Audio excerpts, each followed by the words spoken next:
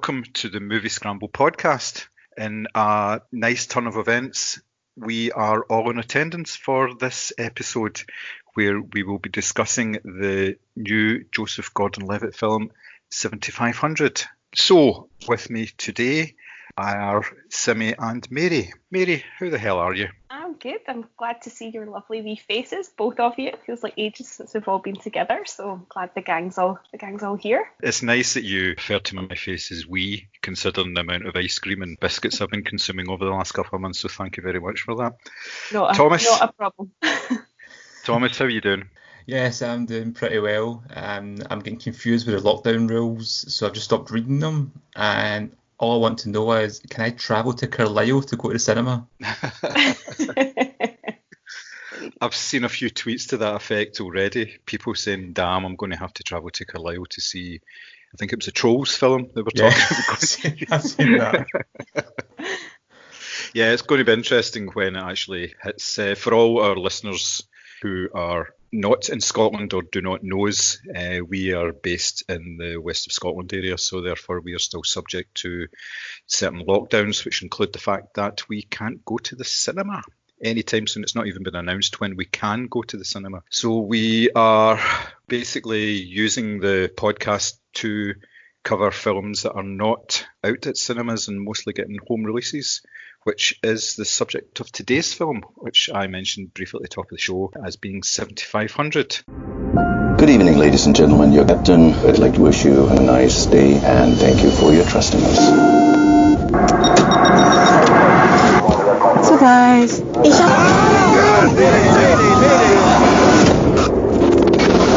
European 162, what's your emergency? We have 7500. Open the door!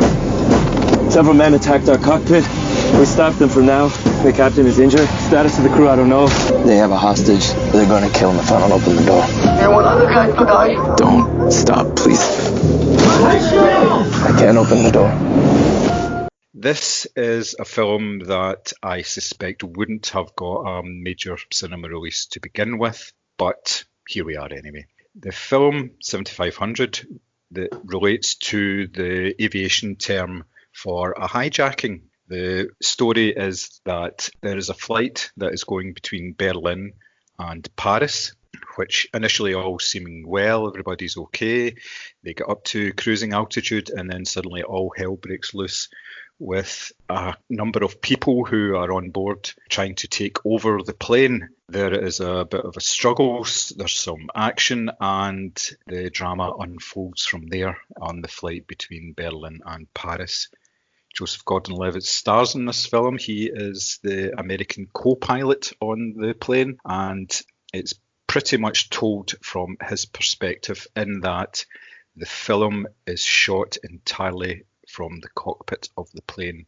And I believe there is maybe only one scene where you are not front and centre with the Joseph Gordon-Levitt character. I reviewed the film for the site and I gave it a pretty good review. I enjoyed it for what it was. It was a fairly tight little film. It didn't overstay its welcome or anything, but I'd be interested to hear what my fellow scramblers think of it. Mary, what were your opinions on the film? So I'm quite a nervous flyer, so I tend to avoid any plane-related hijack movies. So this actually was, I knew this was going to be uncomfortable viewing sort of from the offset of looking it up and realising what it was about. I loved how it started, those sort of silent kind of CCTV images of people moving through an airport and you're not quite sure what you're looking for. You're not sure who you're supposed to be focusing on. It's just people moving around.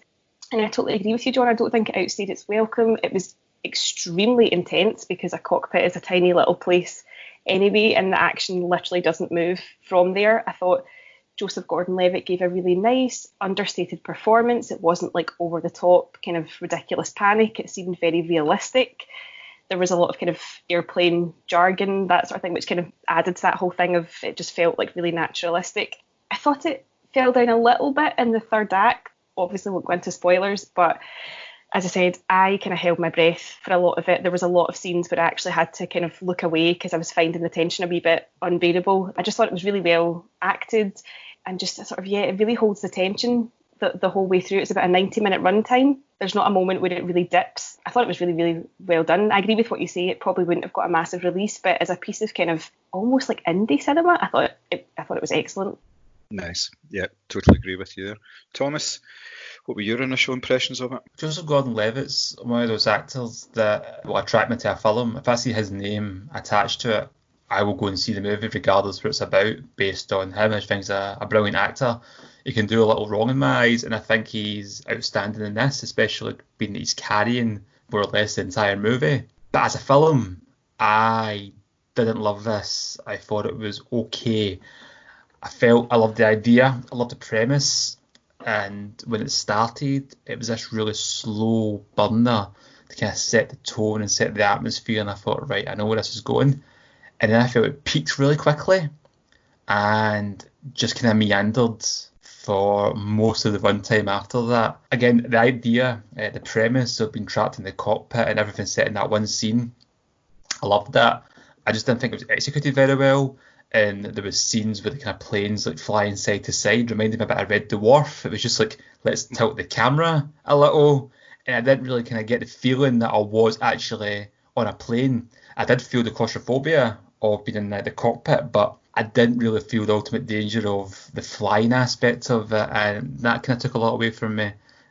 Whereas the idea was very tense, I didn't really feel it when I was watching it.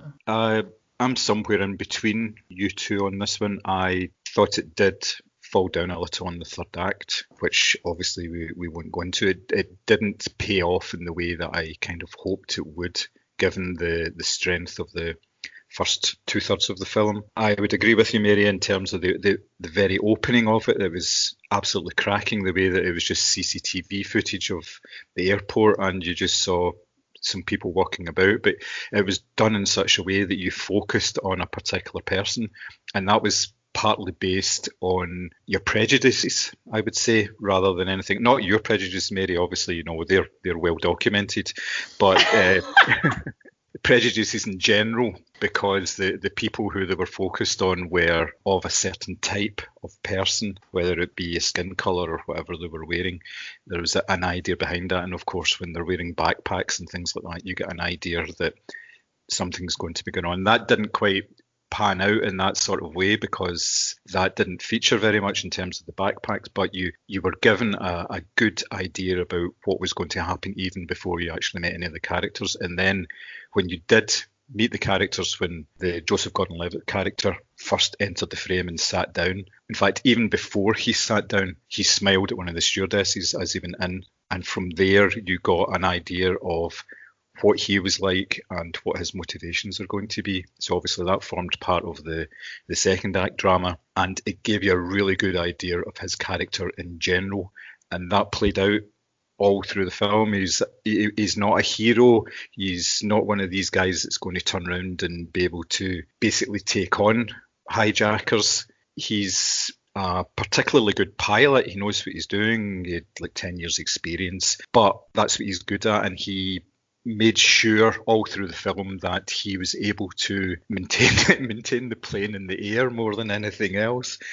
He fell back on his training and his experience in order to get through, and everything that he did was for the benefit of the passengers rather than for his own benefit. And I liked that aspect of it. I thought that was particularly well done. I have to disagree with you with the cockpit.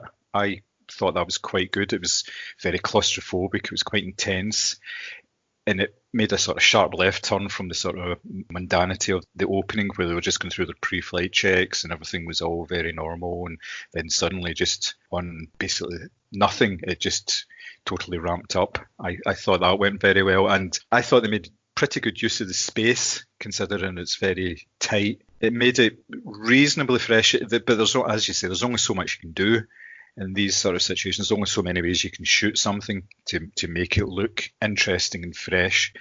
And they kind of pushed that a wee bit, they pushed that envelope somewhat. It, as I say, it didn't outstay its welcome, but I felt it kind of fell down a little. But that's more to do with the writing rather than the performances, I think. Yeah, I won't criticise the performances, and I don't want to be overcritical of the actual filmmaking or writing itself, but for me, that level of tension wasn't sustained. Like I say, I feel it kind of peaked really early and quickly, and at first I'm like, okay, he's trapped in this cockpit, there's not a lot of room to move, these guys on the other side of the door, he's communicating them through the little camera, and I'll not get a spoiler, but something happens pretty brutal, and you're like, whoa, where's it going to go for here? And for me, it didn't really go anywhere after that. It ramped up the emotion really quickly, and then the stakes, although in reality it would have been higher from a storytelling point of view and personal to the characters, just felt a bit kind of flat after that. You never really saw the other passengers. You know they're there, but there was no real any kind of visual stakes on the screen other than, yeah, we know there's a plane here and we know he's trying not to crash. I never ever felt the plane was in any real danger. I didn't feel the characters, for the most part, were in any real danger. I know if it was real, they would be, but watching it, I just kept thinking, nah, everything seems kind of out of sight, out of mind as well. And I'm not saying we have to see the passengers all screaming in that. And Joseph Gordon-Levitt did a great job of being scared and a man kind of conflicted in what he should be doing. It just didn't translate to me when I watched it. I didn't feel it. I'm going to disagree with you on that, because see, when they were doing the kind of pre-flight check, air stewards were welcoming everyone onto the plane. Because, this is a hijack movie, I felt I paid a lot of attention to the passengers. So there was like some elderly people getting on, a young guy gets on with his young daughter. There was like kind of couples. There was sort of people who were obviously, on a nice holiday together. And for me, psychologically, I was looking at that going, are all of these people going to make it out alive? Or that's a really young girl? Or, is her life going to be cut short? Or that's a really old couple? That's a shame. So I felt like I paid a lot of attention to the people getting on the plane. And actually, I didn't need that reminder that they were there, because that was very much ingrained in my mind from the opening of the film. And at one point, I think there's a constant banging on the cockpit door when they're obviously trying to get in and actually take over the plane. And that sort of soundtrack, that sort of battering there, I was just thinking there's so many people on the other side of that door. And I definitely think that was always in the kind of forefront of my mind. And as John said, Joseph Gordon-Levitt's character is this kind of like flawed, not anti-hero, but he's definitely not a hero either. And he's making these really difficult decisions. And I think that because of the struggles he had making those decisions, you were kind of aware of all the other passengers all the time, because he just didn't know what to do. And he was aware that he was responsible for, 80 people or whatever it is they say is on the flight. So I do think it's something kind of, you're aware of the passengers, because I think that's the whole reason why they show them all coming onto the plane. And there's quite distinct, like, vulnerable age groups, like kids and elderly getting on. And I think that's the whole point of that scene. But I might be mistaken. You're probably right. I just didn't care. See, like I said, I'm a nervous flyer, so I pay attention to all these things. There's a scene in Die Hard 2, which is a completely different film, obviously, where the terrorists have got control of the plane, and it cuts to the plane, and you see the stewardess talking, she's talking to all the passengers, and all the passengers look really, really happy. And there's this young girl, and she's talking to her, saying we're going to land in Britain soon. They've got this really, like, core blimey of a London accent, and you've got the old woman, and she's quite nervous. She goes, it's going to be okay. British Airways will get you there eventually. If we might be late, we'll get there on time. And then minutes later, the plane explodes. You watch those scenes, you're kind of like, oh, this is going to end well. There's a wee girl, there's an old woman. And I just felt to me, that kind of really got me grasped and invested. But here, I totally forgot about that scene when we were rocking on the plane. Something similar that I saw on Airport 75 I watched about a month ago. Oh, yeah. And it was pretty much lifted wholesale by Airplane.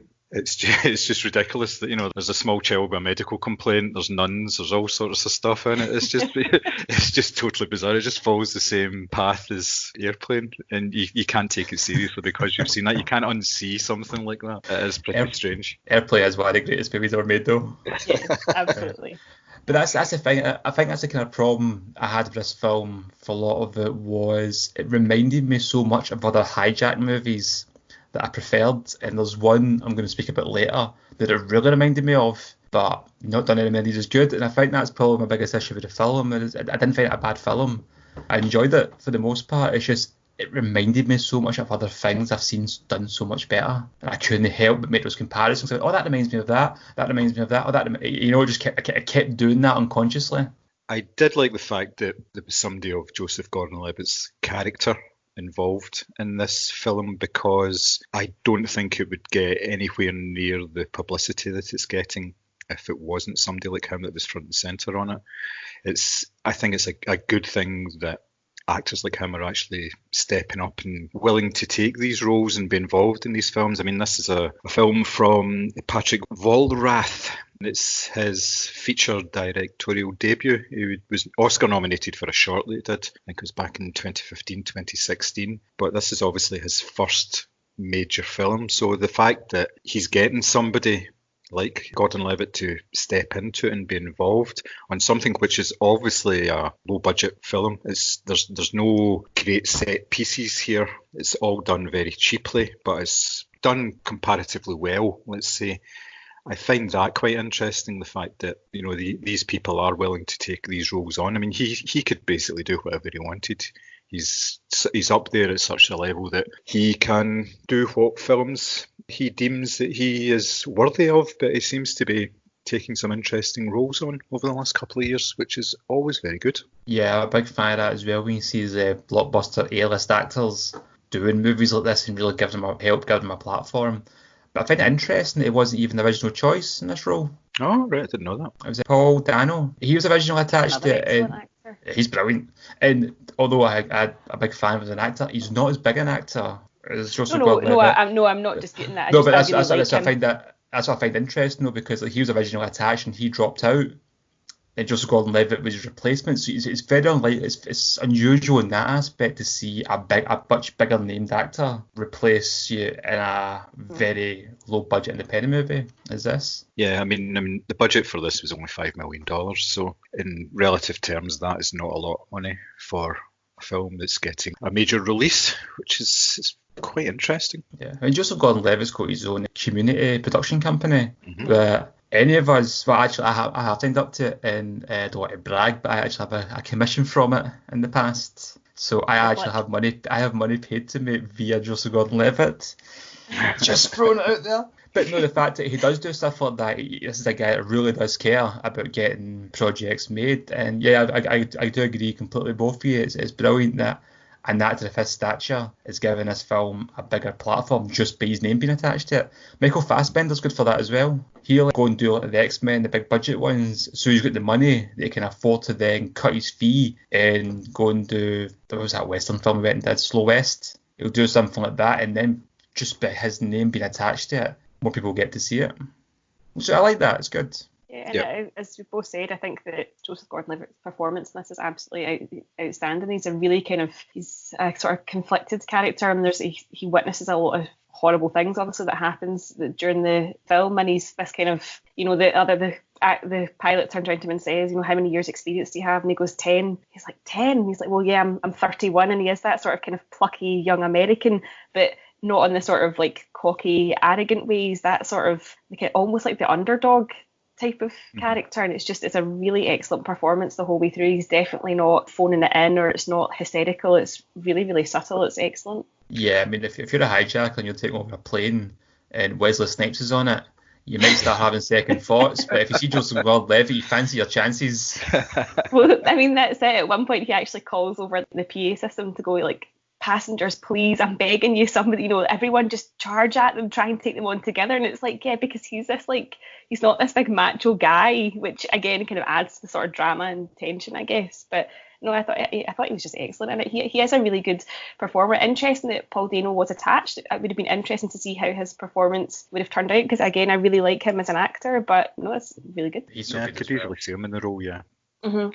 Yeah, so overall, I enjoyed the film. I would recommend it. I think as for what it is, it's a film that is currently showing on Amazon Prime. I believe it just premiered yesterday. So I would say, yeah, give it a watch. It's worthwhile. If it was a cinema release, probably not. I would not until it comes out on home release. But for what it is, yeah, it's worth 90 minutes of your time. What do you guys think? Would you recommend it? Mary? Yeah, on a home release platform. As I say, I'm not particularly comfortable watching these movies because I'm not good with travel, with air travel. So I try to avoid these types of films because I don't need extra thoughts in my head. But actually, I thought the performances were great. It was really tense. And if you're sitting at home and you're wanting a good movie to watch, I would recommend this. Levitt's performance totally carries it. Okay. I would recommend this, to be fair. I mean, I know I haven't really waxed lyrical about it in terms of my praise, but I would recommend it. It's a decent enough film. It's worth it for Joseph Gordon-Levitt's performance alone. Interestingly enough, I disagree with both of you that I think I'd have preferred this in the cinema. It's not necessarily warranting a big cinematic release, but I think I'd have found it more immersive in terms of the cockpit and the dark. Although the cinema hall's a lot bigger than my living room, it's darker, and seeing it on the big screen may have been more captivating for me. But yeah, I'd recommend it. It's I found it a very average movie overall, but not one I would tell somebody not to watch. Well, it's a bit of a mixed recommendation from all of us, so either watch it or don't watch it. It's entirely up to yourselves, obviously. We can't force you, and if we did, then that would be wrong, because we're not allowed to come to other people's houses and intimidate them in these trying times. I was going to say, even out with lockdown, we're not allowed to do that, John. Right, okay. Sorry about that. So, following on from our review of 7500, we are taking the theme of hostages and hijacking for our top 3 picks. Now, we initially just looked at hijacking, but we decided to basically expand it a little to give us a little more scope. The hijacking theme can be a bit limiting, and there would probably be an awful lot of overlap and a bit of fighting and hair pulling. Obviously socially distanced hair pulling, but still hair pulling since we've all got long hair now. So we are going with a sort of slightly wider theme, as I said. So first up with the hostage hijacking theme is Mary. So can you tell us what your first choice is? With relish, John. This is one of my favourite movies ever. I had the pleasure of watching it at the GFT because it is a Christmas movie. It was part of their Christmas schedule. So my first pick is 1988's Die Hard, which has got to be one of the best hostage movies of all time ever, best action movie of all time ever. Hey pal, how you feeling? All things being equal, I'd rather be in Philadelphia. I want land you have it. Only John can drive somebody that crazy. He's an easy guy to like. Come out to the coast, we'll get together, have a few laughs. And a hard man to kill. Bruce Willis, Die Hard. Got invited to the Christmas party by mistake. Who knew? Obviously, it stars Bruce Willis. It's John McClane, who comes to visit his partner in LA. It coincides with her Christmas party on the 30th floor of Nakatomi Plaza, lest we forget. And he somehow finds himself in the middle of a massive hostage situation because Hans Gruber, played by the truly wonderful Alan Rickman, has hijacked their office Christmas party. And John McClane is a New York cop, and it's left to him by himself in his vest and bare feet to sort of save the entire company. I think this is a film that it's so iconic. It's given way to a lot of really iconic movie lines, a lot of really iconic scenes. And as I say, the best experience I've had of watching it was at the GFT, and people actually applauded their favourite lines, or they joined in with their favourite lines, or they were standing up and clapping and whooping and hollering. I would say it's the first kind of big action movie I ever saw, and I was totally enamoured by it. I fell in love with Alan Rickman instantly, because how can you not? He's the best movie villain you'll ever see. It's kind of camp and it's kind of kitsch, but there's really good moments of hand-to-hand combat. There, kind of big sort of setup scenes, and it's just there's pathos and humour throughout. It's not just a dumb blockbuster. And yeah, I think it's one of the best action movies ever made. And I think as far as hostage situations goes, you definitely want John McClane on your side, that's for sure. One of these near perfect films, as far as I'm concerned. You can't go wrong with it. There's been so much written about it and talked about it that it's difficult to actually come at it from a different angle. And if you come at it a sort of a hypercritical way, you're just doing it for the sake of having an argument, I think, because I can't understand anybody who would not like this film. Yeah, it's outstanding, and you're right, John. There's been so much said about it. We could do an entire podcast just talking about how much we love Die Hard. We should do that. It's a great idea. Moviescramble Christmas special. Yeah. Oh, we'll all wear jumpers. Ho ho ho! Now I have a machine gun. And yeah, I mean, it's if it's not perfect, as you say, John, it's close to perfect you're going to get. It's just absolutely brilliant. There's so much to unpack from it. It's not just a stupid action movie, which there's nothing wrong with that. I love stupid action movies. There's a lot of depth to it. You've got an incredible bad guy. You've got a really grounded and deep hero in John McClane. He's not just your muscle-bound Arnie type character. He's fragile, he's flawed, and you even think it's stupid to think of now, but Bruce Willis wasn't even an action star at that time, so it was really bizarre casting. When people saw his name attached, they booed the trailer. Because he was known for, is it Moonlighting? Is that what it's called? The Civil Shepherd. So yeah, he was totally launched his career as well as an action star. Not his career, obviously he had a career prior to that, but again, like the Joseph Gordon-Levitt character, he's not an anti-hero, but he's very flawed, and he sort of makes the wrong decisions a couple of times, and he's just sort of wrong place, wrong time. In this movie, I just love it. I could talk about it all day. Excellent choice. Thomas, what's your first choice? My first choice is the 1997 cult classic directed by Simon West, Con Air. Before I start, have you seen Con Air? Oh, yes. Yes. Mary? No, I've only ever seen the clip of Nicolas Cage where you blow on his face and it makes his hair go. I love this movie.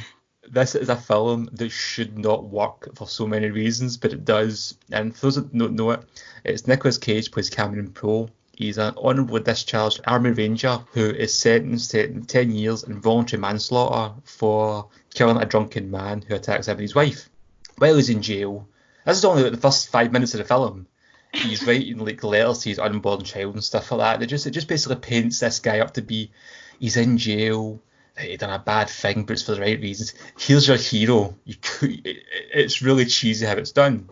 And then for some reason, he has to get his flight home amongst the worst criminals to ever exist. You've got rapists, serial killers, cannibals, and John Malkovich plays Cyrus the Virus, and he's incredible. And he is the biggest like criminal mastermind, Lex Luthor style kind of guy, and he has this plan to escape from the plane in midair basically.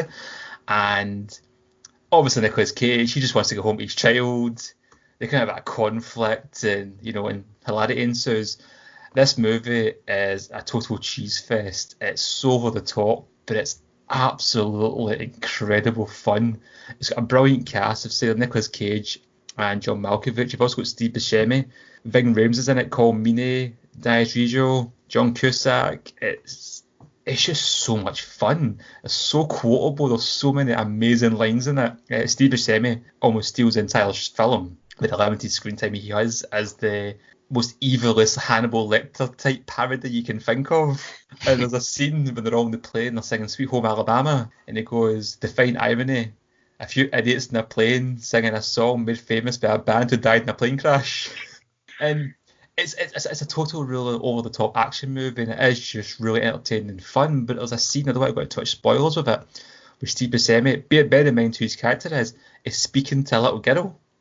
And it's one of the most unnerving scenes you've ever seen in a movie, because you're like, how's this going to end? Is she on the plane? No, sorry, there's a bit in the land. Oh, right. Okay. I was like, Nicholas, why is she on a plane? Is she a criminal mastermind? Do you know if she was? I haven't even batted an eyelid. But I mean, Nicolas Cage's accent is something to behold alone in this movie, let alone his hair. John Malkovich is... Oh yeah, his accent's amazing. Put the bunny down. John Malkovich is just like he's tailor-made for this role. You just tell he's having the time of his life playing this evil villain. John, you've seen it. Do you agree? Yeah, it's completely over the top. It's got a number of over-the-top performances that only make it so much better. The fact that all the guys actually on the plane are all sort of stereotypical bad guys in one way or another, and they're all have challenges mentally, shall we say. None of them are particularly stable. So the mere premise of the film of let's transport the whole lot of them across the country all at the same time. Plus we'll stick Cameron Poe in there because he's just about to be released, and we'll just and you're going, that wouldn't happen, but I don't care. That sounds amazing. We'll try to save money here, so we'll just put him in the same flight. But honestly, mate, I think you'd enjoy this film. Listen, I love a trashy Nick Cage flick. You know that. So Face Off. I was just talking about that the other night. It's one of the best, worst films I've ever seen. So yeah, I think it's Connor not on Channel 5 quite a lot, like usually after or before Under Siege. So I'm going to try and catch it. It has to be. It's not very far away from a TV screen at any time, yes. Yeah. And to be fair, Nicolas Cage looks particularly good in this film. He is obviously pretty ripped. It was the sort of middle of his action hero phase, and he does command the screen, and he is a pretty good action star. Yeah, enjoyed his performance. I mean, it's like there's a million memes made from this film alone, including his, as you say, May the Hair, and some of his lines in it in his southern drawl accent and things like that. But yeah, it's not a bad performance, to be fair. It's a very respectable action hero, quite a grounded role as well. But no, considering how I've just described this film, Nicolas Cage is probably the most grounded character in it. Oh, please watch it. Yeah. I mean, it's. No, I'm pretty sure it is on Channel 5 quite a lot. I'm gonna watch it because, as I say, we were talking about Face Off the other night, and yeah, you can't really go wrong with a Nick Cage movie, can you? Do you know, it is kind of similar to Face Off in terms of that tone of the action movie, Mm-hmm. and this is directed by Simon West. I always think Michael Bay directed this. All right. Yeah. If you ask me in a pub quiz, I would say Michael Bay. I don't know why. I always think it is. Maybe because Jerry Bruckheimer produced it, but yeah, it's. I mean, this film is usually successful as well. It's a budget of 75 million, made over 200. Yeah, just please watch it. It's great. John, what's your first pick? My first pick is the 1974 film The Taking of Pelham 123. It's set in New York, where four men wearing similar disguises, which is really a pork pie hat, large glasses, a moustache, and an overcoat, and they're all carrying things like, it looks like a gift of long-stemmed roses in a box or a musical instrument. They all board this 6 train in the New York subway system and basically take it over. And when the authorities find out what's happened, the first thing they say is, why the hell would anybody hijack a subway train? So as it turns out, they have a reason behind this. They have taken hostages, which I think there's maybe about 17 people on the subway train. And the 4 characters then demand $1 million from the New York City mayor in order to free the hostages, and the drama kind of unfolds from there. It's a bit of a cracking movie, this. It starts with them actually boarding the train at the different stops, so that you're right into the action for what it is. There's not a lot of action in this film, despite what you see in the poster. If you've ever get a chance, have a look at the poster for The Taking of Pelham 123, because it shows the interior of a subway carriage. There are bodies all over the place. There are guys wielding machine guns. It's all brightly lit. It looks as if it's total carnage. The film isn't like that at all. It's all very sedate, and it's quite gloomy and everything. It's not like that at all. But the film itself stars Walter Matthau, Robert Shaw, Martin Balsam, and Hector Elizondo. There's a fantastic score on this. A guy called David Shire did the score for it. It's quite jazzy. It's very of its time. It's a very 1970s sort of thriller score. And the film just rolls along quite nicely. Robert Shaw hams it up terribly as the English leader of these hijackers, and it doesn't mess about. There's loads and loads of sort of supporting characters in this. You'll have seen them in all sorts of TV and movies from the time, and it just totally enriches it. Walter Matthau at the time was sort of in the middle of his sort of serious acting roles. He'd just come off the back of Charlie Varick? I think that was a sort of detective thing he'd done, maybe just previously to that. He's great in this. He has a nice couple of one-liners.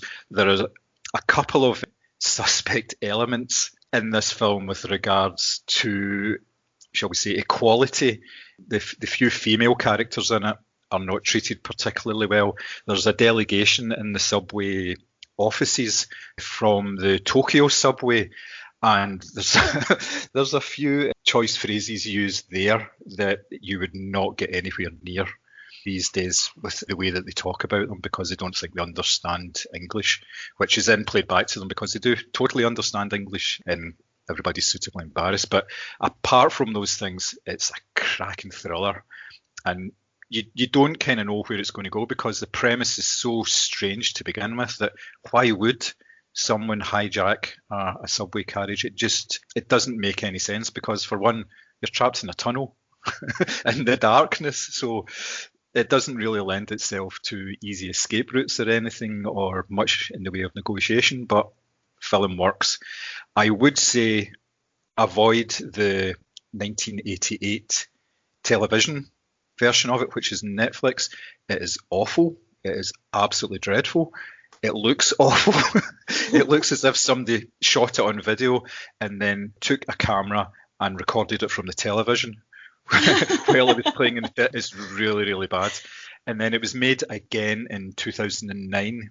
It was Denzel Washington and John Travolta. Now, obviously, Denzel pretty much does no wrong. John Travolta is fucking awful in it. He is absolute. Oh, he's got like one of these sort of beard and moustache combinations, I think, and it screams, I'm the bad guy, and it just doesn't work at all. Not good. So stick with the original if you can find it. I think you can rent it on Amazon Prime just now. You can't actually get it on any of the streaming services as part of the packages, but it's well worth a watch. I watched it again last night just because I wanted to make sure that I was fresh in my mind for today. Definitely worth the watch. Have either of you seen this? I have, yeah. I've seen the original and the most recent remake, and I agree with everything you said with regards to the comparison to both of them. And if I do recall, John Travolta plays the Robert Shaw character, doesn't he? And I actually think I seen the remake first, and I think the original was on TV one time, and I thought, yeah, I'm going to watch this and see what it's like. I just really enjoyed it.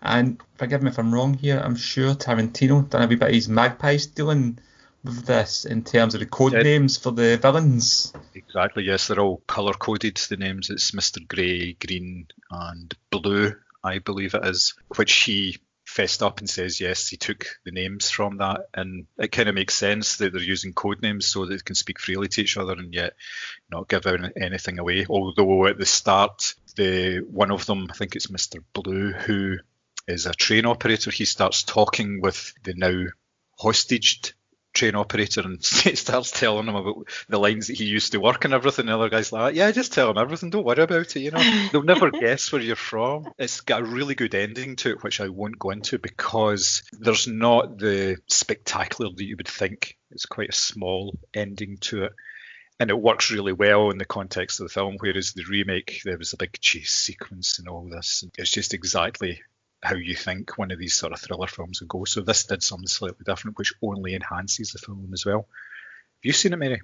Yeah, I have. It's one of my dad's favourites, the original, obviously not the remake. I try to, as much as we're talking about Face Off, I try to avoid John Travolta movies just as a kind of as a rule.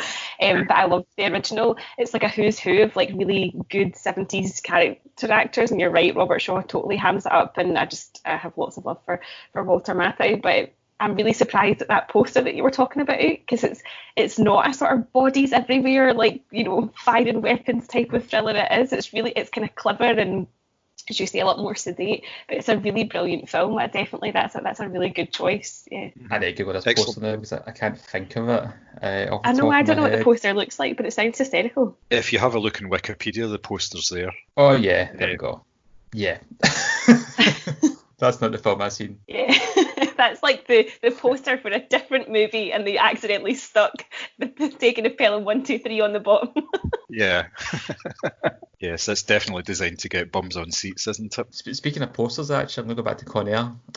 There was, in the American poster, they do that whole thing of, well, I'm the star, so I want to be in the middle of the poster, but my name first. So if you came across this movie not knowing who anybody was, you'd think John Malkovich was actually Nicolas Cage. John Cusack was Nicolas Cage, and John Malkovich was John Cusack. Oh, I hate that. That really goes for my OCD. The name has to be above the correct actor. Nice. Right, okay, so we're on to our second picks now. So, Mary, what is your second choice? So, on a more sombre note, guys, my second pick is Paul Greengrass's 2013 movie Captain Phillips. I was totally late to the party. I only watched this like on TV like a little while ago, and I was kind of pleasantly surprised because up until I watched it, all I had seen was the I am the captain now memes that sort of spanned out of it, which is a kind of weird thing to pick up on. But basically, it's the story of obviously Somali pirates attacking a Maersk ship, which is headed up by Captain Phillips, played by Tom Hanks. They sail up in this like implausibly small little boat and start sort of firing at this massive big ship. They come on board, they demand money, and when they decide that the money on board isn't enough, they take the entire crew hostage. It's a really tense film, obviously, because they're stuck in the middle of the ocean. They're trying to negotiate. Some people obviously see these Somalis as pirates or terrorists or whatever, but it kind of does little like flashbacks to life in the Somali village, and you realise how cripplingly poor these people are, and it does sort of lend a sort of not an empathetic kind of ear to their story, but it's not necessarily casting them as like hard nut villains either. Tom Hanks is just absolutely wonderful. He is actually, if in real life I was in some sort of hostage situation, I feel like I would want Tom Hanks to do the negotiating. He has that really calm, like understanding intelligence about him, and he totally leads this film. And it sort of came out, if I remember rightly, round about the time there was lots of stories in the news about Somali pirates attacking either sort of commercial ships or private boats. So it was kind of like of the moment when it came out.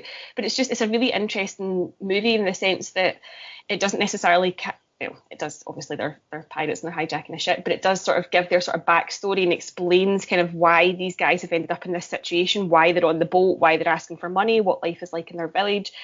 And then I won't give away any spoilers, but the sort of closing scene with Tom Hanks, I just absolutely burst, like couldn't stop crying, because it was just such an emotional moment after all of the tension of the film. And Paul Greengrass does this really well. He's kind of known for these sort of films where he sort of holds the tension the entire way through. He gives lots of different backgrounds to characters, and it's just a really good film. It's something that I didn't think I would like, but when I watched it, I was like, no, this is actually, I'm really enjoying this. This is brilliant. So that is my second pick. Definitely a good film.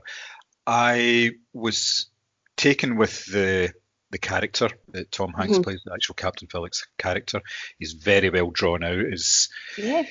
He's introduced in a nice way. I think he's travelling towards the ship. He's in the car with his wife, isn't it? And which again sets up this homely sort of Tom Hanks, sort of lovely, warm, cozy. He's the perfect actor for that role. Absolutely. And it sets up how he is going to project himself throughout the film as well, in the same way that it was done with 7500. The introduction to the character is how it actually plays out.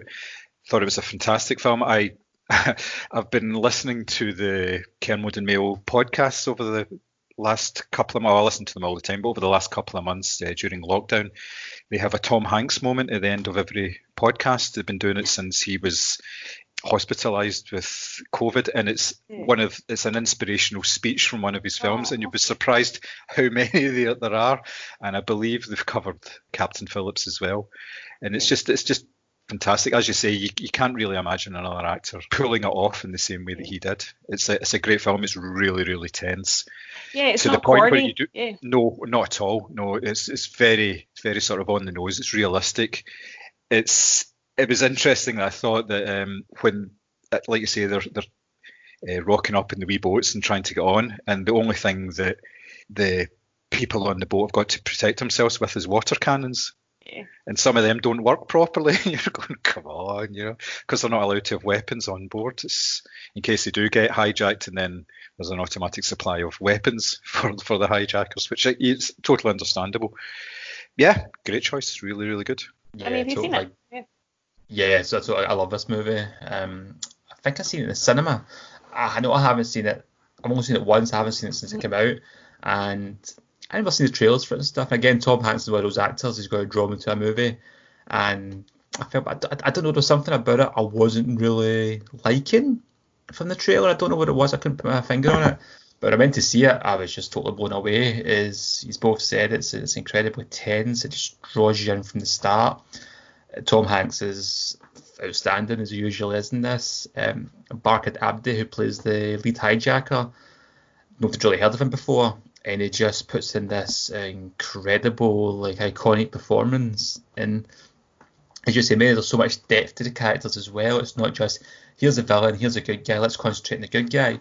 You get some backstory to the hijackers, or the pirates, and you see the village they're from. And again, not to go into too much spoiler about the third act, but it really, what could easily be, and I know it's based on a true story, but it could easily be a very downbeat, flat ending. Mm-hmm. It's almost cringy in a way, but not in a bad way, because you're watching it going, how's this happening? Why is this happening? This can't be true. And it happens, you're like, fuck, Jesus. And it's just, if you were to explain it to somebody, it might just sound stupid. But as you're watching it, the tension's still there, and you keep thinking, this can't be how it ends, surely. And it does, and you're like, you do feel some sympathy, I think, for them in a way. Not in the sense of like, because they've still got a choice to do what they're doing. They're torturing and attacking people. But there is some humanity in them as well, and that really does help create a really incredible story. I love this film. It's a cracking choice. I'm the same as you. I didn't fancy it at all when I saw the trailers and just watched it on TV like a wee while ago, but it's one of those films it's like what I would call like a sweaty film. It's tense and it just leaves you sort of you feel like you've been through the ringer just watching it. So it's a really good, I like it. It's a good film.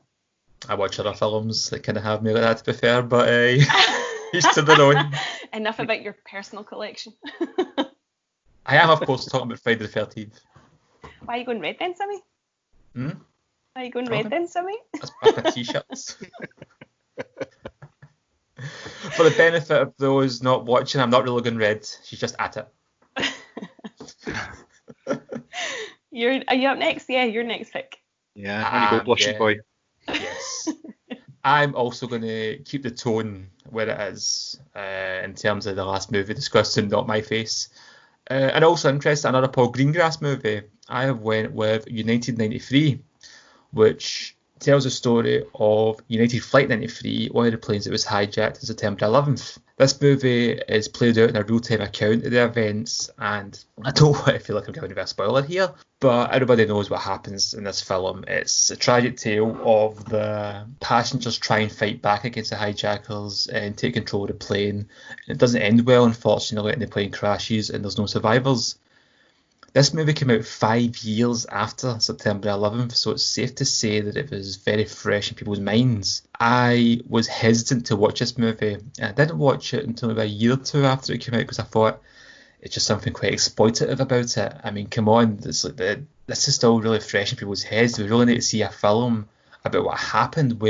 We all seen, for the most part, what happened with the hijacked planes on September 11th crashing at the Twin Towers. How can you really make a movie that captures anything better than we've seen? Well, it does. And this is a very sobering movie. It's not this flashy Hollywood-style presentation. It's done in a very authentic way. And even though you know how the movie ends, you're absolutely gripped from the minute the hijackers take over the plane to the really harrowing final scenes, and the way the movie just kind of cuts to black. And again, I'm sorry if I sound spoilery, but I mean, we all know what happens with the plot here. It's not a film I don't think I'd ever watch again. It could easily come under my list of films only to watch once. It needs to be seen. It's a fantastic feat of filmmaking. It's not an easy watch, especially, again, like I said, when you first see it, how close it was to the original events. But it's so well done. And again, like I say, you know how it ends. You're kind of like, you're rooting for the passengers. You want it to change. You want something to be different. And yeah, it's very, very powerful movie. Yeah, I agree. I saw it in the cinema.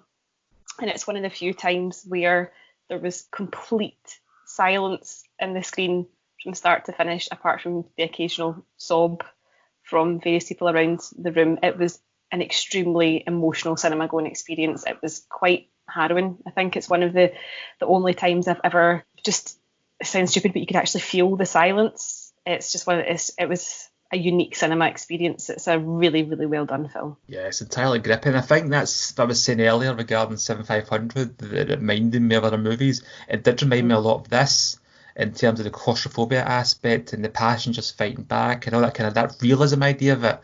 And I just kept getting reminded of this and how it made me feel, whereas I didn't feel the same way there. But maybe it's an unfair comparison. They're two totally different films, different filmmakers, etc. But yeah, this is a movie that I've seen once. I haven't DVD, and it's really stuck with me.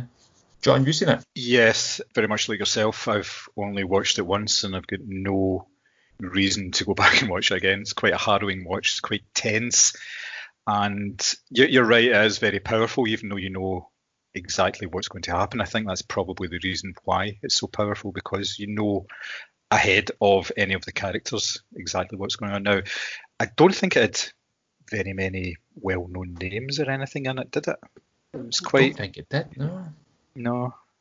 It was fairly unknowns, shall we say, which obviously adds to the tension as well. It doesn't detract from the overall story if you have a cast like that, rather than having a particular named person in the lead. So yes, it was particularly powerful. I thought it was very, very good indeed. But yeah, same as yourself, never going to watch it again.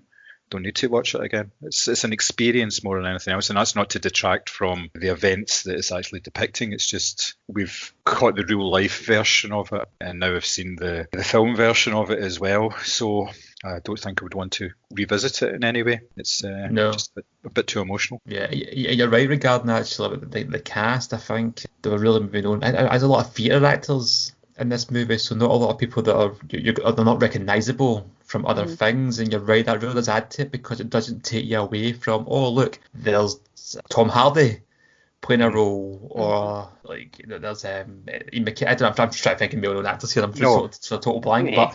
Yeah. You don't go, oh, there's such and such in this movie. You don't recognise, and I didn't recognise actors anyway, and that does really kind of add to that kind of realistic idea, because and the fact that they're playing real people, that's who you think about. You don't think about the actors playing them, you think about that person. Like Captain Phillips, for example, is based on as the movie's about a real guy.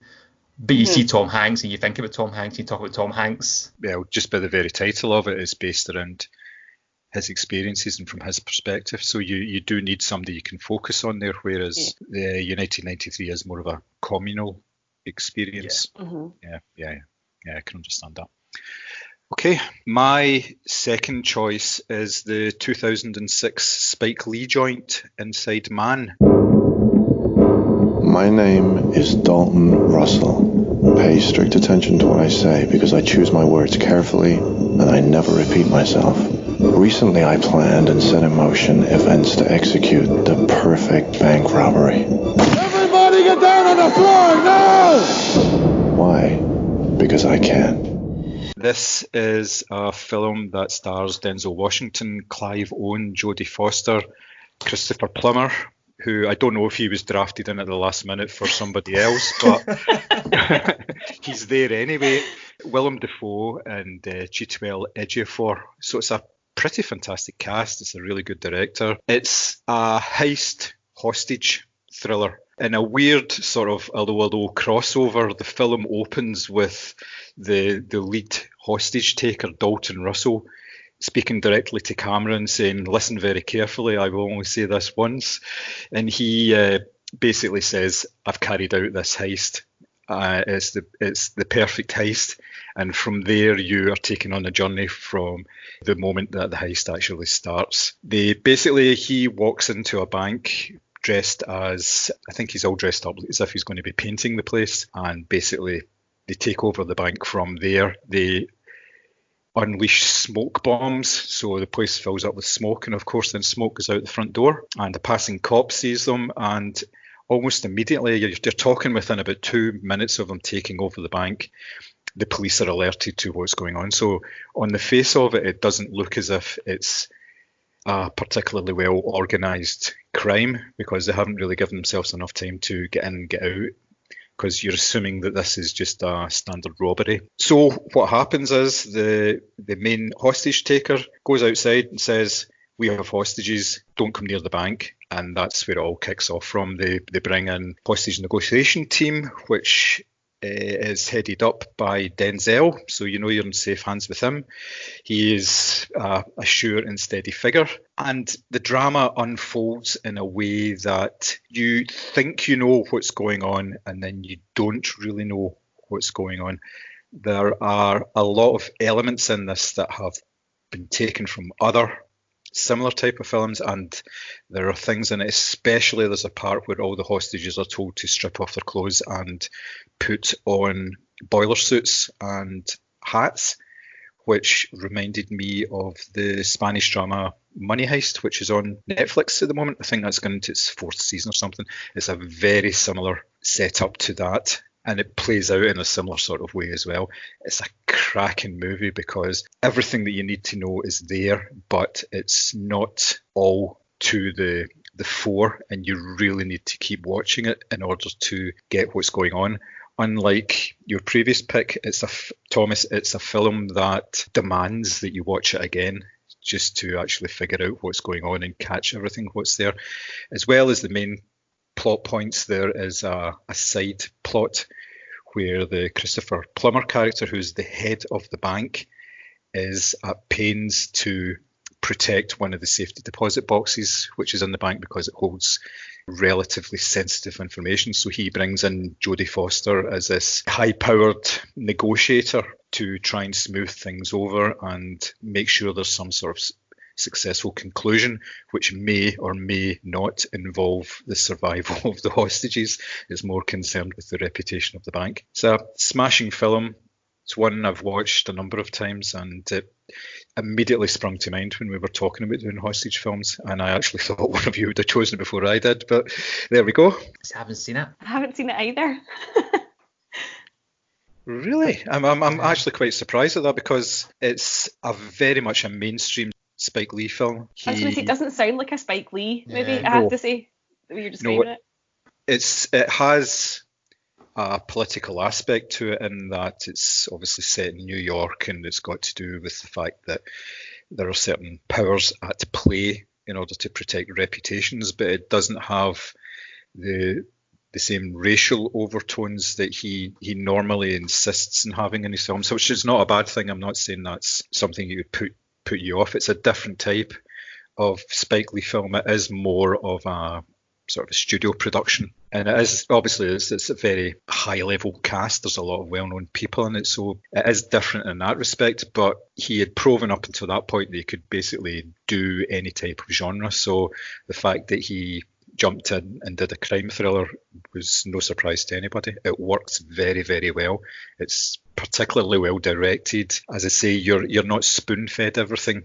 You do get certain elements of it to begin with. There's a nice crossover with Pelham 123, and at the start of the film, over the credits, is the gang getting together and working their way towards the bank and all that unfolding. But after that, just goes off on its own. Works very, very nicely indeed. Yeah, I remember the film when it came out, and my mate went to see it and he really liked it. And as you mentioned, it doesn't seem like your kind of typical Spike Lee movie. It's a cracking cast, but yeah, it's just one that kind of passed me by. I never did get around to see it. Yeah. Well, I watched an HD DVD last night, which shows the age of it as in 2006. But yeah, all very good. Okay, Mary, your last choice, please. My last pick is actually a film that I don't like. I just couldn't think of any other hijacking films. I'm going to go with 2018's Entebbe, or sometimes it's known as 7 Days in Entebbe, starring Daniel Brühl and Rosamund Pike, and it obviously tells the story of the 1976 Air France flight that was hijacked on its way from Paris to Tel Aviv. Daniel Brühl stars as a sort of he's the hijacker of the plane, and he wants to bring the plane down in exchange for Palestinian freedom fighters or terrorists, depending on your political persuasion. It's just a kind of odd movie that's not really marked by the sense of urgency that you would expect from such a massive historical event. And in fact, it opens and closes with this really bizarre, like, modern dance sequence. And I was watching it going, have I missed the metaphor? I don't understand what this is about. And then it just sort of, after 5 minutes of modern dance, just sort of bursts into this sort of title card where it's like, Israel was recognised by the UN and it's been involved in various land conflicts ever since. Then it launches into the hijacking, and you've got all these people and they're brought off the plane, and all the hostages are in the room, and some people are crying and some people are injured, and it's obviously very hot. And then there's sort of conflict between Daniel Brühl and Rosamund Pike's character because they can't quite agree on the way the hijacking should go or what the outcome should be. But and I like Daniel Brühl, so I really wanted to like this film, but it's maybe what you were saying, Thomas, about the 7500. It's not got that kind of sense of urgency, or it's not tense enough, and it doesn't really hold your grasp, your attention rather. But I wanted to go and see it because I was interested in the actual event itself, and there's quite a lot of films made about Entebbe, which I didn't realise until I went to see this. But it's a kind of bizarre one. You would not automatically go, do you know what, I'm making a movie about a hijack situation. Modern dance. That's how we'll do it. And it's a weird one because it's directed by the guy that does Narcos. So I went into this thinking, violence, the sort of the really good hand-to-hand combat and all that sort of thing that you'd seen in the Netflix show. But yeah, it's a weird one. Maybe some people will watch it and like it. Literally, as I say, I don't want to watch a lot of hijack movies because I don't like planes. So that's the only one I could think of. But it's an odd one. I don't know if you guys have seen it, but it didn't really do anything for me. But maybe you have seen it and you liked it. I wanted to see it, but again, I wanted to go and see it, but it came out of cinema and just didn't get around to it. Mm-hmm. I actually reviewed it for the site. I'm just having a look over that just now. I was slagging off Rosamund Pike's accent and the fact that the dialogue looks like somebody has swallowed somebody's university politics thesis. So clearly I was loving it when I came to that. But yeah, as I say, I just picked it because I couldn't think of another one. But I would recommend people watch it because I'm intrigued to see what other people think. But it was a bizarre one for me. I do like the fact that you've picked a film here that you've not necessarily been a fan of, because it does kind of put a different dynamic on the choice of. It doesn't necessarily mean your top 3 hijack movies. It's the top 3 you've seen. This is number 3, but it's. Well, in fairness, I have seen 4, but the other one was United. Oh, actually 2, because I've seen United 93 and The Taking of Pelham 1, 2, 3. But you guys snaffled those, so I was like, shit. I had to look up why there was dance in this. Apparently one of the characters in the film is a dancer in the troupe, which is a bit of a tenuous link as far as I'm concerned, because they don't dance during it. But yeah, that's why it's an interpretation of some of the elements of the whole thing, which, yeah, I know, it passed me by at the time as well. I'd actually forgotten there was modern dance in it, but as soon as you mentioned it, I got the picture of the semicircle of all the dancers. Yes, yeah. Started off like something out of Suspiria. It was weird. Initially, I was kind of wrong-footed with this film because I thought it was going to be a certain type of film in terms of a hijacking hostage type of film, and it didn't turn out that way at all. There was a bit of, as you say, somebody had basically just taken a political manifesto and made it into a screenplay. I did like certain elements of it. I liked the fact that once they actually landed in Tebby and the things started to play out from there, the 2 German characters were really conflicted. They really realised that they were totally in over their heads. This is not what they signed up for. Yeah, I mean, it shows Daniel you Brühl like was very good in it. Yeah, he's excellent, and it shows like a flashback. They're sitting in some grotty bed set, and they're like, "Oh, we think that the world should, like students, we think the world should look like this," and all of a sudden they're like, "Shit, we've got like 50 people or whatever it is, and we're demanding that these people be released from prison, and we didn't, did we want to go this far?" And there are certain elements of it that are interesting, and I really love Daniel Brühl, but I just remember coming out the cinema going, "Yeah, probably watch one of those other films about Entebbe and see if they're better." Yeah, I wasn't so taken with the Rosamund Pike character, basically because there was a certain element to her character in the fact that she missed her boyfriend or something that she'd left in order to do this, and the way that they communicated during the drama I felt was a bit forced and a bit obvious. It didn't work very well. I didn't have too many problems with her character in general in terms of her accent and everything. She's an excellent actor, which she has. I thought she was okay. She didn't have an awful lot to work with. No, I've seen her in a few things now. She's been taking on quite a lot of roles that are historically true, as in it's people from like Marie Curie. She was that, and there was the reporter that she was in. Is it Marie Helvin? Oh, she yeah, played that's her. right. Yeah. Those are both excellent. She's very good in both of those. Very intense, and I've listened to a couple of interviews with her, and she obviously takes it very seriously and does her homework and all these things. But yeah, the film itself didn't work particularly well, unfortunately. It's not one that you could really recommend to anybody.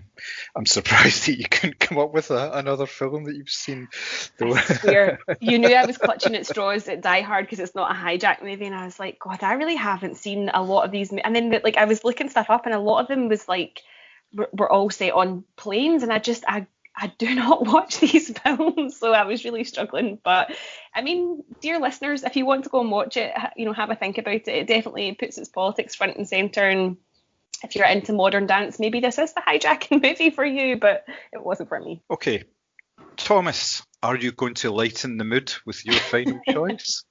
I am, yes. I thought I would leave arguably the best to last in my choice. I went with 1994's Speed. Pop quiz, hotshot.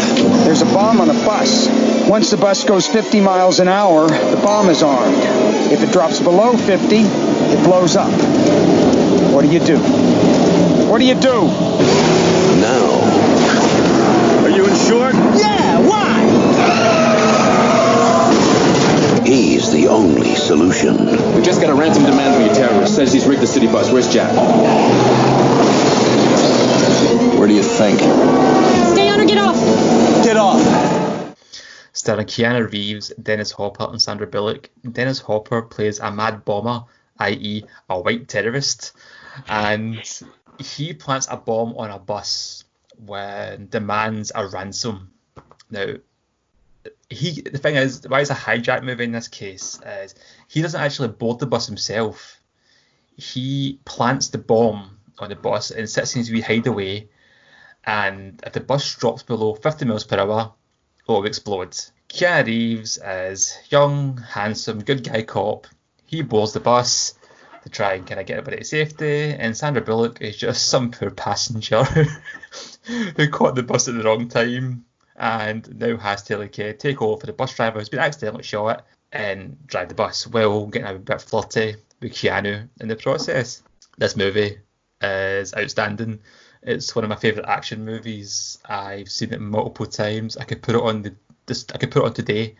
I still think it would hold up. It's so much fun. It's exciting. It's tense. It's quite thrilling. The dialogue is legendary. It's very iconic. You know, the whole pop quiz hot shot for Dennis Hopper. This is excellent, and it's Keanu Reeves and Dennis Hopper have got a lot of good chemistry, and they're not on screen for a lot of the time because obviously he's on the bus and he's in his wee villain lair. And yeah, I love this movie. It's just so much fun. I mean, all I will say is I do love this movie. Totally agree with you. Who doesn't love Keanu and who doesn't love Dennis Hopper? Like, I love Dennis Hopper being batshit crazy, and this is just sort of, apart from maybe Blue Velvet, this is like peak. He is particularly mad in it, which is always interesting. He doesn't seem to graduate his performance up into madness. He just seems to start there and just keep it sort of peak 11 at all times, you know, which works particularly well. It's, again, along with Die Hard, it's one of these films, it's iconic. There's very little you can say about it that's not positive. It works on so many levels. Sandra Bullock is particularly good in it. Keanu Reeves is Keanu Reeves, which is a very good thing. I'll just justify that at the moment. And it works. It just, the whole concept of it works very well, and it sort of rolls along quite nicely.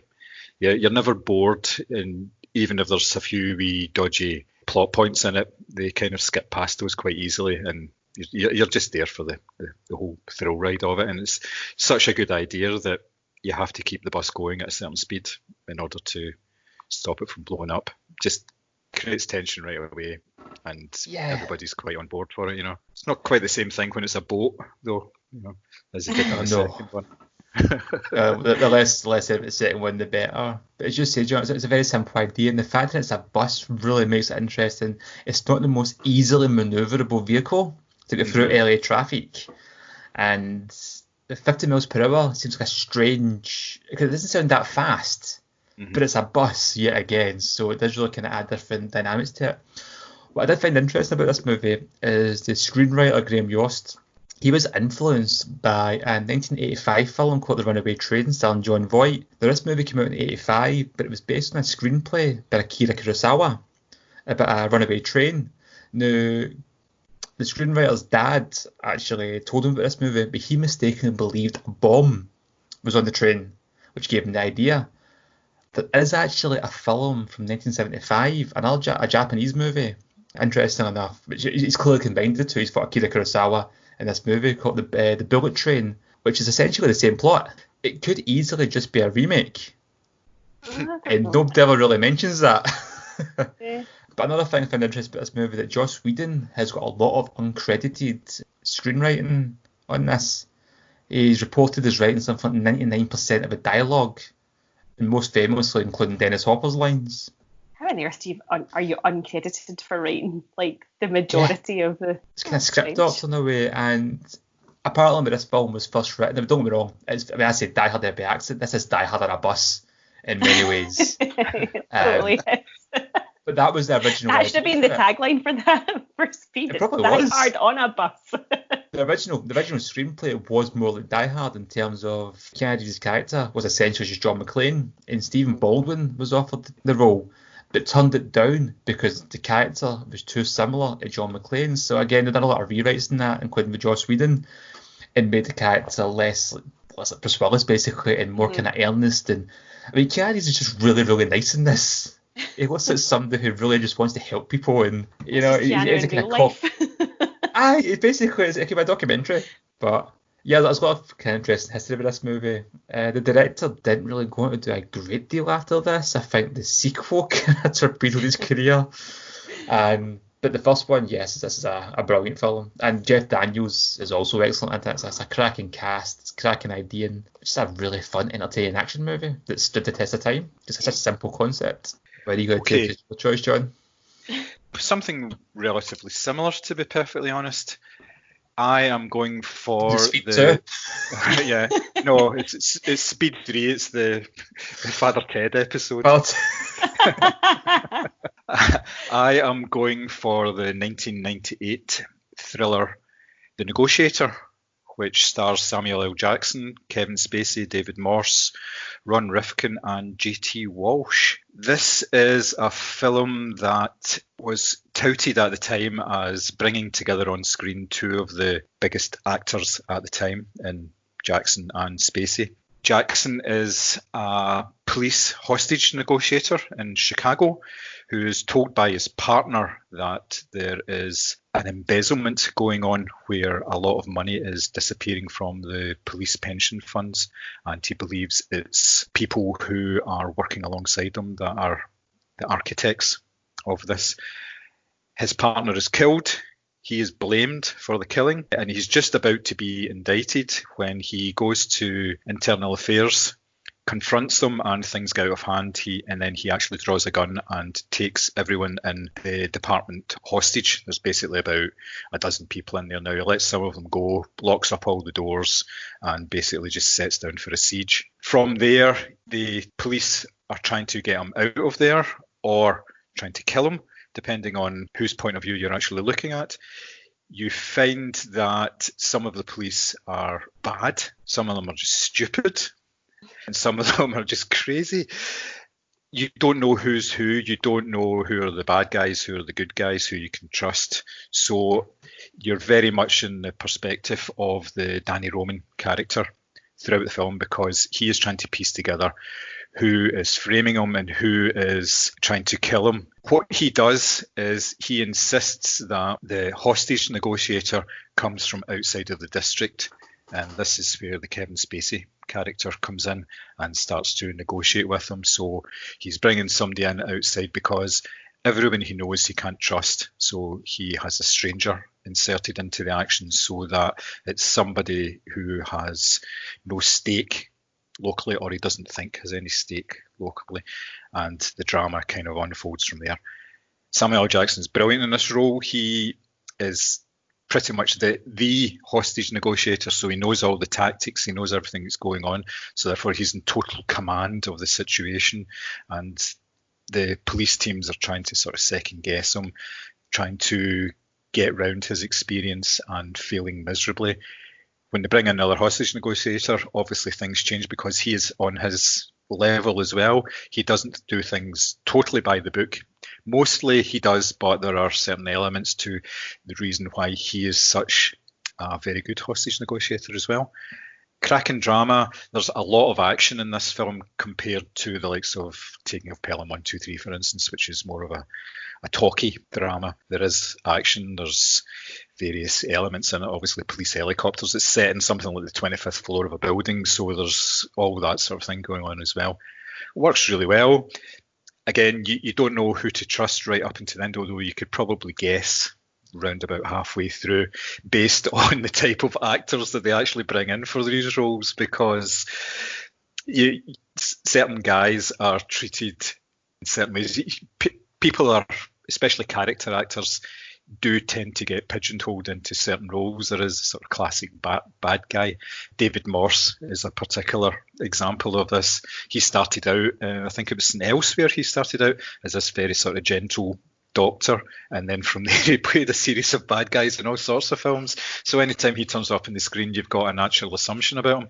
Whether this is the case in this film, I won't spoil for anybody, but it works really, really well, and I really enjoy this movie. Have you guys seen it? Yeah. We're just not allowed to talk about why I've seen it. That's a great film. The dynamic between Samuel Jackson and Christopher Plummer, Kevin Spacey, is very, very good. Mean. The concept idea is you've got this hostage negotiator as the person that has to be talked down. He's the one taking the hostages, and you've got both of them playing against each other. It's a very intriguing idea that's, again, very simple on paper and executed brilliantly. This is a great film. Yeah, it's a really good thriller. I've seen it a few times, actually. Yeah, as you said, John, it's like a test of minds. It's like, because they both know how to play the same game, and you're right, you don't really know who to trust, because it's like, can you take what they're saying at face value, or is there more to this? There's a lot more subtext. It's a really good, it's a good choice, a good movie. Yeah. Obviously, there's the whole thing about Kevin Spacey now, but if you are in a position to separate the art from the artist, then you can enjoy certain films. I am of the opinion that with this type of film, it shouldn't be sidelined because of the allegations that have been made against Spacey. You should be able to enjoy a film like this. Whether that's a popular opinion or not, I don't know, but it is a film I did really enjoy, and I've watched it a number of times. Again, I watched it as homework for the podcast, and it stands up really well. There's some excellent performances in it. Samuel L. Jackson does have a bit of a dodgy hairdo in it because he's got this chestnut brown dye through his hair, which I think is probably because his hair was going a bit grey or something. It doesn't work at all. It looks really, really bad. But apart from that, yeah, it works particularly well. Yeah, Samuel Jackson's hair looks better in Captain Marvel than it does here. And I forgot he went through that phase of the bad Just for Men job, actually. Yeah. But it's interesting, just to touch the Kevin Spacey thing. Yeah, to cancel this movie based on him alone, there's so much else that works in it. It'd be unfair to everybody involved in the movie they've made. Yeah, I'd recommend it. I'd encourage people to go and see this. It's very good. So that was our choices of hostage and hijack films. If you, the dear listener, have any recommendations that you would like to punt our ways, especially for Mary, since she's only seen about 3 films in her lifetime and she's rapidly running out of topics to talk about. I have seen loads of movies. It's just that, like, not ones that I could... a lot of it's just German World War II films, okay? And there's only so many podcasts you can do on that. She couldn't think of any 1930s silent German expression for movies that were hijack themes. No, I mean, they do take a lot of like pretty young girls hostage and tie them to railroads, but no hijacking, I'm afraid. So yes, please do get in touch. It would be interesting to hear what your takes on this are. This is obviously our 27th podcast now, so we are maturing nicely, I would say.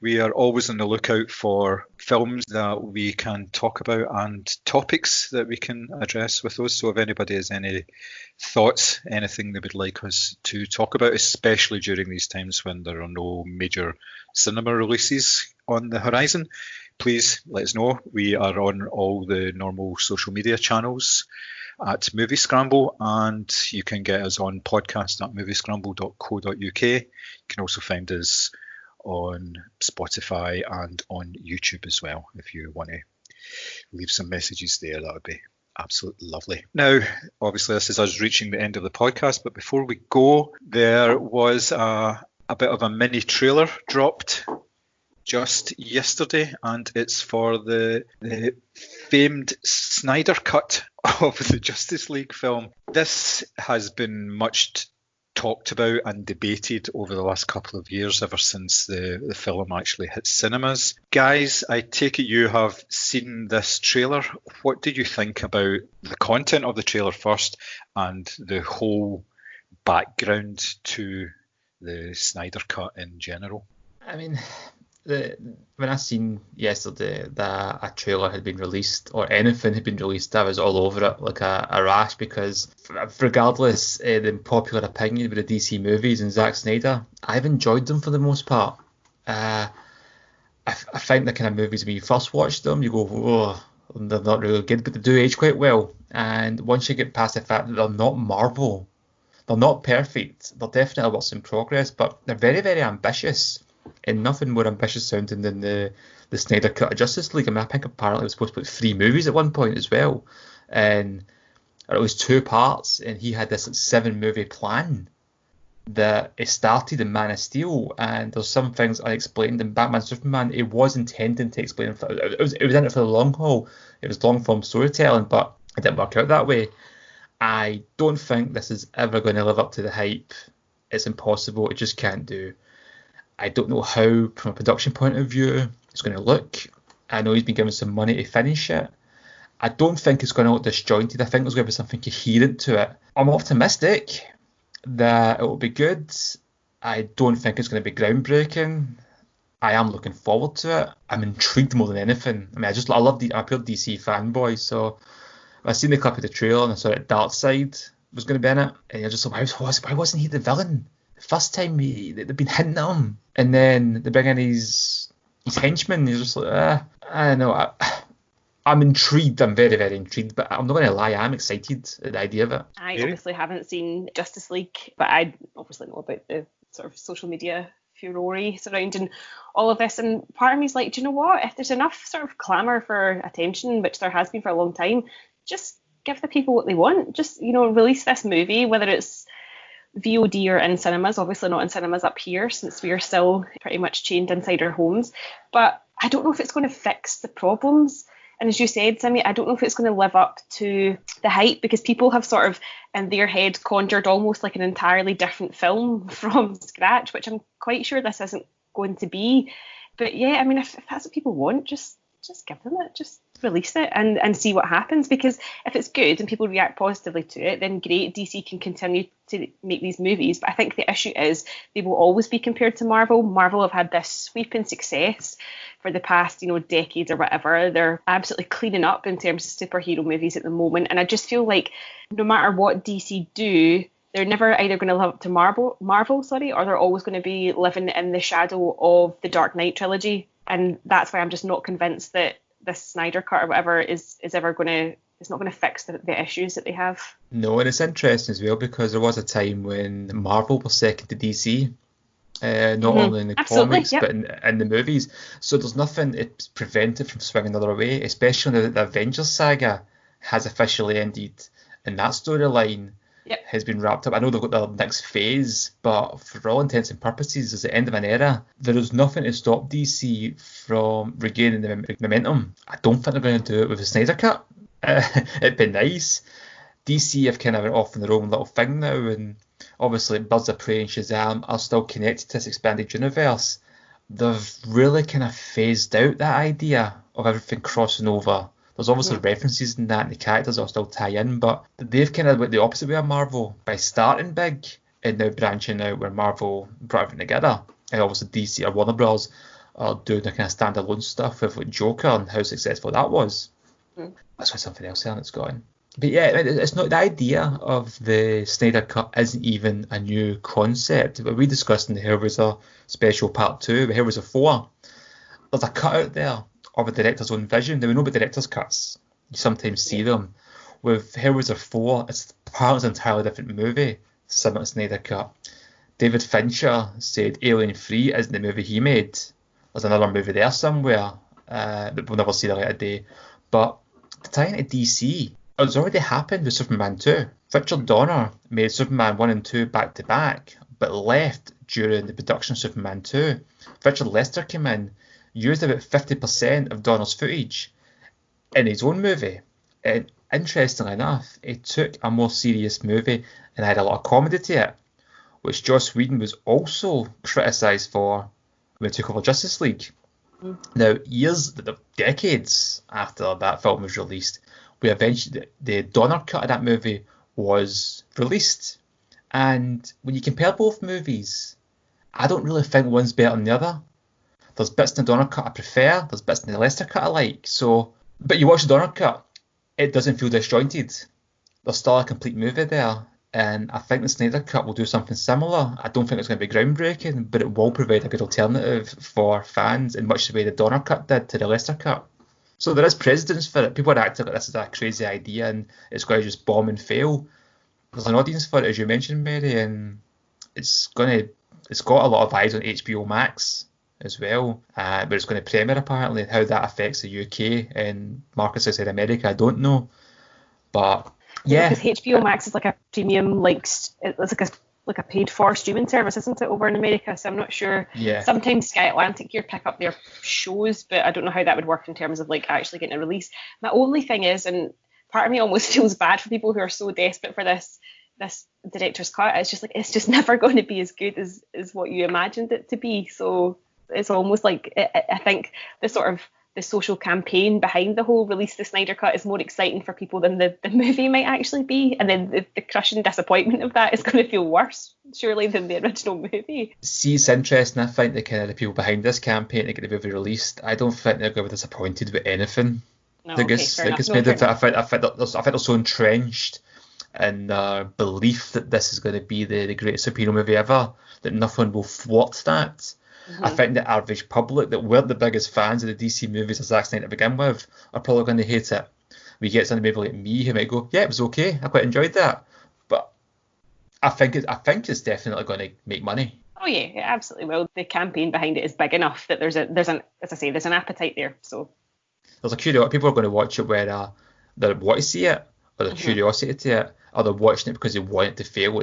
Either way, people are going to watch this movie. Yeah. It's a very good marketing ploy by HBO Max because they're coming into a very competitive marketplace, and what they have effectively done is set it so that a lot of people will sign up for their service now based on the fact that this movie is going to premiere there. It's going to make them a hell of a lot of money, whether it's good or whether it's bad or whether it's indifferent.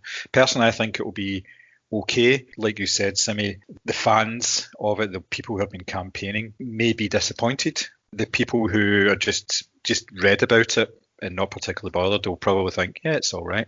But there will be a hardcore of fans who will hate it because it's not what they're expecting. It's not going to be the greatest movie of all time.